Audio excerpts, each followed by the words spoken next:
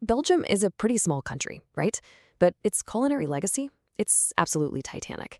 And that entire reputation is really built on this incredible trinity of flavor perfected over centuries through, get this, art, prayer, and science. We're talking about pralines, Trappist Ales, and Frites. So let's dig in and uncover the amazing craft and the surprising connections that bring them all together. This old Trappist saying, beer should be liquid bread, not colored water, it just perfectly sums up the whole Belgian approach to food and drink. It's all about substance, it's about quality, and this deep, deep reverence for the craft. It's a philosophy that sees making something not just as a business, but as a truly meaningful act. And honestly, that mindset is the key to understanding everything else we're about to talk about, starting with a little invention that was born, believe it or not, in a pharmacy. So let's start with the first pillar of our trinity, the praline. And its origin story is just fascinating. It all kicks off in 1857 with a Swiss immigrant, Jean Neuhaus, who opens up a pharmacy in Brussels. Now, his goal wasn't to create some world-famous candy, not at all. He was just trying to make medicine taste better by coating it in a thin layer of chocolate. A pretty clever idea, right? Well, that little idea planted the seed for what would become a full-blown chocolate revolution. Please remember to subscribe to our channel and turn on the notification bell. Share and like our videos. The information in the video is compiled from open sources. Thank you. What's so cool here is watching how a simple medical hack evolves into this ultimate luxury item. In 1912, Jean Neuhaus Jr., the founder's grandson, has this total stroke of genius. He thinks, hey, why not replace the gross medicine inside the chocolate shell with something, actually delicious? And boom, just like that, the Belgian praline is born. But the innovation didn't stop there. Just 3 years later, his wife, Louise Agostini, designed the Balaton, that iconic, beautiful little box that not only protected these delicate chocolates, but turned them into the perfect, elegant gift. Okay, so it's really important to be clear on what a Belgian praline actually is, because it's not the same as an American praline, which is basically nuts and caramel. And it's not a French one, which is just a sugared almond. No, the Belgian praline is like a miniature architectural marvel, a hard, crisp chocolate shell that snaps and then gives way to the soft, luscious, creamy filling. That whole shell and fill design creates a textural experience that was totally revolutionary at the time. Oh yeah, Belgium takes its chocolate so seriously that there are actual legal standards, a chocolate code, if you will.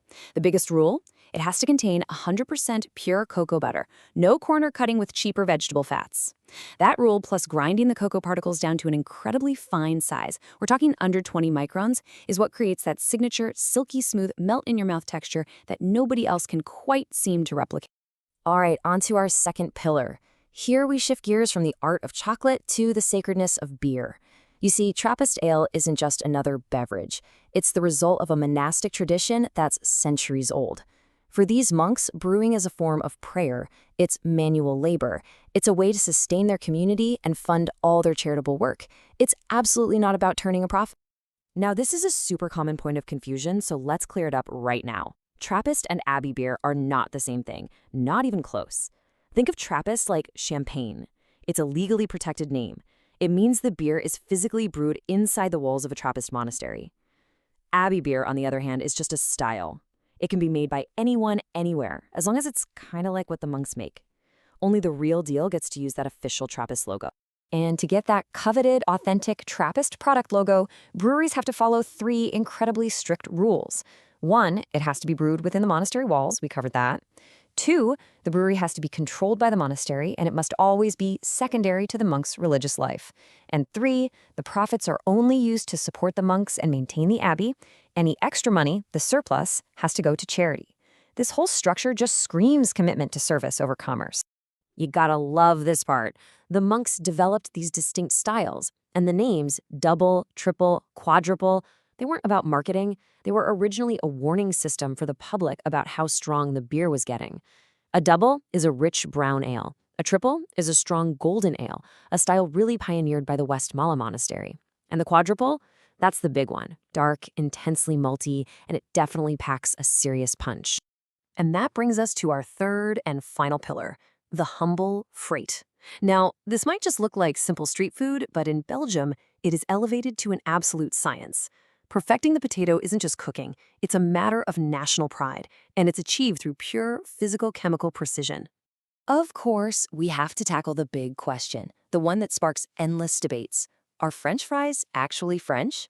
This is one of the all-time great culinary controversies, and believe me, both sides have a story they're sticking to. The Belgian claim is this really great story from way back in the 1680s about villagers frying up potatoes cut to look like little fish when the river froze over and they couldn't catch real ones. The French claim, which some historians back up, points to street vendors in Paris in the 1790s. The story goes that the recipe was brought over to Belgium by a German guy named Frites. So while the origin is up for debate, there's absolutely no argument about who perfected the method. The secret weapon, the part that is totally non-negotiable, is the double fry method. It's a very specific two-step process. The first fry is at a low temperature, and its only job is to gently cook the potato all the way through, making the inside perfectly soft and fluffy. Then you let it rest.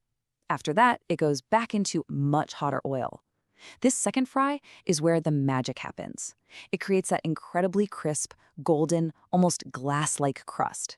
This right here is what separates a true Belgian frite from every other fry out there. And the difference is, they go way deeper than just the cooking method. Belgians are very particular about using starchy potatoes, like the Binche variety. Traditionally, they use beef tallow for frying, which adds this incredible, unique flavor, way different from the vegetable oil typically used for American fries. And the whole culture around it is different too, served up in a paper cone with a big dollop of mayonnaise, not a basket with ketchup. So there we have it, the art of the praline, the prayer of the Trappist ale, and the science of the frite. I mean, on the surface, they seem completely different, right? But when you start to look a little closer, you see this shared cultural DNA, this unifying thread that weaves them all together.